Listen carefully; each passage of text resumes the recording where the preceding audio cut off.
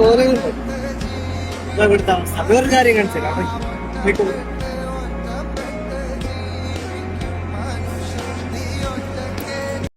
ഈ വീഡിയോ കണ്ട ഇത് ഞാൻ ഇന്നലെ ഇൻസ്റ്റാഗ്രാമിൽ കണ്ട വീഡിയോ ആണ് കേട്ടോ. ചങ്ങായി രാത്രി 1:30 എടുത്ത വീഡിയോ ആണ്. അവൻ്റെ ഷൂവിൽ നിന്ന് വരുന്നത് വെള്ളമല്ല, നല്ല ശുദ്ധമായ വിയർപ്പാണ്. ഇതേ സെയിം അനുഭവമായിരുന്നു എനിക്ക് ഒരാഴ്ച മുന്നേ ഇവിടെ. അപ്പം ഞാൻ എൻ്റെ വൈഫിനെ ഫോൺ വിളിച്ചിട്ട് പറഞ്ഞിരുന്നു ഷൂവിൻ്റെ ഉള്ളിൽ വരെ വെള്ളാടിയേ. അന്നൊരു പക്ഷേ അവൾക്ക് അത് അത്രത്തോളം വിശ്വസിക്കാൻ പറ്റിയിട്ടുണ്ടാവില്ല. പക്ഷേ ഇന്ന് രാവിലെ ഞാൻ ഈ വീഡിയോ അവൾക്ക് അയച്ചു കൊടുത്തു. ഇത് കണ്ടപ്പോഴായിരിക്കും ഒരുപക്ഷെ അവൾ ഇതിൻ്റെ ഭീകരാവസ്ഥ ശരിക്കും മനസ്സിലാക്കിയിട്ടുണ്ടാവുക. ഭൂരിഭാഗം പ്രവാസികളും ഇപ്പോൾ ഇതുപോലെ തന്നെയുള്ള വിഷമകരമായ ഘട്ടത്തിലൂടെ തന്നെയാണ് കടന്നു പോകുന്നത്. ചൂട് സഹിക്കാം, തണുപ്പ് സഹിക്കാം, പക്ഷേ ഈ ഹ്യൂമിഡിറ്റി എന്നൊക്കെ പറഞ്ഞാൽ നമ്മൾ ചിന്തിക്കുന്നതിനപ്പുറമാണ്. നമ്മുടെ ജലദോഷമൊക്കെ വന്ന് ആവി പിടിക്കൂലേ, ആ പുതപ്പിൻ്റെ ഉള്ളിൽ നിൽക്കുന്ന അതേ അവസ്ഥയായിരിക്കും നമുക്ക്. ഇതുപോലെ വിയർക്കാൻ അധികം ജോലിയൊന്നും ചെയ്യേണ്ട ആവശ്യമില്ല കേട്ടാ. വെറുതെ നടന്നാൽ മാത്രം മതി. വിയർത്ത് കുളിച്ച് ഇതുപോലെ ഷൂവിൻ്റെ ഉള്ളിൽ വരെ വെള്ളം കയറും.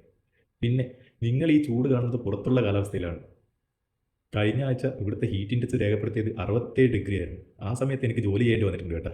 ഈ 67 പുറമെ ചാലു പ്ലാന്റിലെ പൈപ്പ് ലൈൻ്റെ ചൂടും സ്റ്റീം ലൈൻ്റെ ചൂടും ഒക്കെ ആകുമ്പോൾ എത്രയാകുമെന്ന് ഒന്ന് ഊഹിച്ച് നോക്കിക്കോളൂ. പിന്നെ 50 മുകളിൽ ചൂട് വരുമ്പോൾ നമുക്ക് ജോലി ചെയ്യേണ്ട ആവശ്യമില്ല.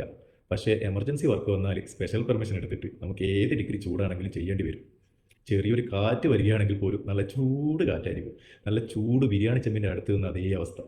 പിന്നെ ഞാൻ ഇതെല്ലാം ഇവിടെ പറയാൻ കാരണം ഇവൻ ഇതിലൊരു ഡയലോഗ് പറയുന്നുണ്ട്, പട്ടിയെപ്പോലെ പണിയെടുക്കുക, രാജാവിനെ പോലെ ജീവിക്കുക എന്ന്.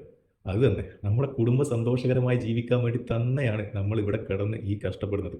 ഒരു പീസ് മുട്ടായി കുറഞ്ഞു പോയെന്നും കൊടുത്ത സാധനങ്ങൾ കുറഞ്ഞു പോയെന്നും പറഞ്ഞ് കുറ്റപ്പെടുത്തുന്ന ആരെങ്കിലും നമ്മളെ വിളിച്ചിട്ട് ഒരു നല്ല വാക്ക്, എടാ നിനക്ക് സുഖം തന്നെയാണോ, അവിടെ ജോലിയൊക്കെ എങ്ങനെയുണ്ട്, ഇങ്ങനെ എപ്പോഴെങ്കിലും പറയാൻ ശ്രമിക്കണം. വല്ലപ്പോഴെങ്കിലും നമ്മളെ നമ്മുടെ കുടുംബക്കാർ സുഹൃത്തുക്കൾ ചിന്തിക്കുന്നുണ്ട് എന്ന് അറിയുന്നത് ഒരു സുഖം തന്നെയാണ്.